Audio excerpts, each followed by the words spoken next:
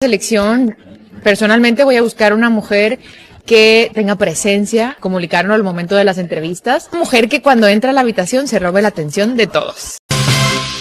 Nagsalita na nga sa wakas ang isa sa mga judges this year's Miss Universe 2025 competition and tama ako.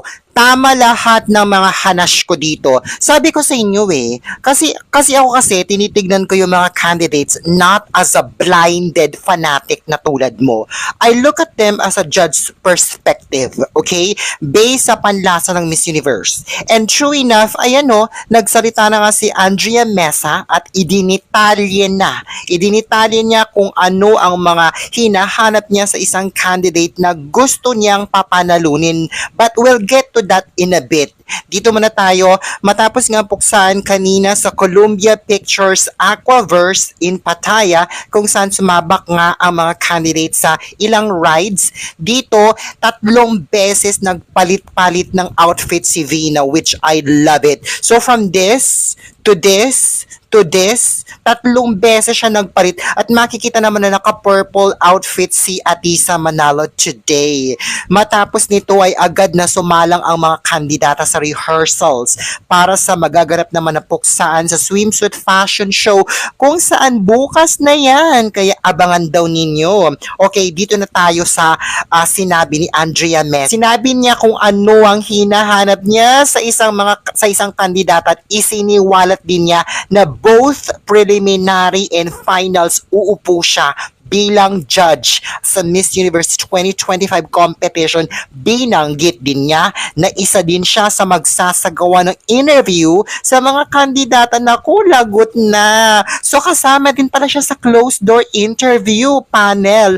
Diyos ko day, Andrea Mesa ka pa, pareho kami ng panlasa. Panlasa ni Andrea Mesa hindi nalalayo sa panlasa ko. Day, bago pa maglabas ng pahayag si Andrea Mesa today, nauna na akong naglabas ng hanash ko about the selection committee kung ano yung hinahanap nila. Ayan panoorin nyo to day para magkalaman ng brain cells ninyo day. Nandito yung link, ilalagay kong importante to, kailangan nyo mapanood in relation to Andrea Mesa's statement today. Parte del comité de selección significa que voy a ser parte de ese jurado que tiene la competencia en donde entrevistamos a las chicas. Hay diferentes etapas, está la preliminar y por supuesto la etapa final en donde las chicas desfilan en traje de noche, traje de baño y granito de arena para escoger a la nueva. Sinabi din ni Andrea Mesa na bubusisiin daw niya ang mga kandidata sa lahat ng stages ng competition magmula closed door interview, swimsuit, gowns, Q&A hanggang sa pinakadulo daw ng competition.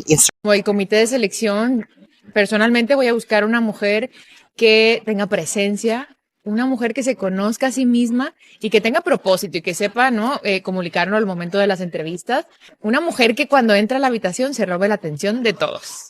Dagdag pa nga ni Andrea Mesa, bilang kabahagi ng selection committee, ang hinahanap daw niya personally sa candidates or sa kandidata ay may malakas na stage presence na paulit-ulit kong sinasabi dito na kailangan mong i-elevate ang stage presence mo.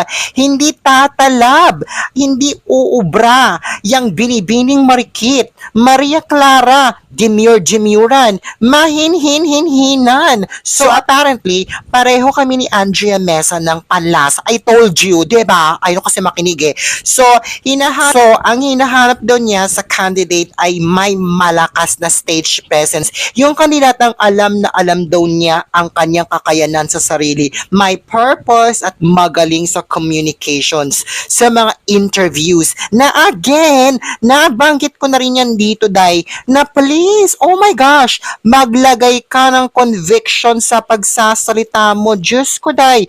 Di ba pa ulit-ulit ko yung sinasabi yan dito? So, ayan na nga mismo, galing na mismo kay Andrea Mesa, no? Como el comité de selección, personalmente voy a buscar una mujer que tenga presencia, una mujer que se conozca a sí misma y que tenga propósito y que sepa, ¿no? Comunicarlo al momento de las entrevistas.